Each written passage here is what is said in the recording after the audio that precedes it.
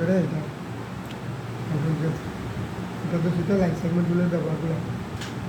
এখানে দিচ্ছি তো মানে এটা এখানে আসছি এখানে এটা জিনিসটা নিচ্ছি এরপরে শিপ চেপে করে এটা টান দিবেন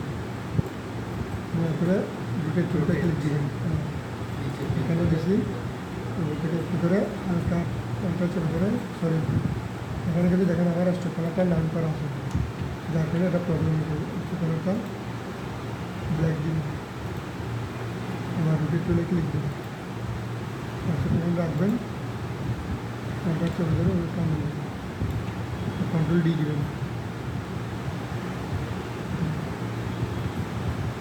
কন্ট্রোল ডি কন্ট্রোল ডি মানে হচ্ছে একই ফ্রেমের একই জিনিসগুলো বারবার একই অনুপাত অনুযায়ী একই অনুযায়ী এই জিনিসগুলো আসতে থাকবে গোল্ডেন ডিশি ওইভাবে বানাই হ্যাঁ এখানে ক্লিক দিচ্ছি এবার যখন ক্লিক দিল এখানে যদি কালার দিতে চান এক্সট্রা কালার তাহলে রেড কালার দিবেন এইভাবে করে এখানে যতগুলো টুলস আছে প্রত্যেকটা টুলস এভাবে নিতে হবে এটা দেখা যায় এটা ওগুলো সেম এটা দিলাম এটা টুলে ক্লিক দিবেন এখানে নেবেন এখানে হালকা আউট অফ করে দেবে একটু ডিস্টেন্স করবেন আর কন্ট্রোল ডি দিবেন ঠিক আছে এবার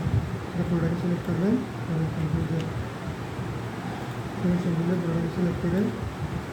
এটা হচ্ছে জনসংখ্যাদের মধ্যে যে লোকটা দেয় ওই লোকটা ভিতরে যাতে কেউ না করবে সেটা বলে তাদের থেকে আমরা যেখানে কাজ করতে পারবেন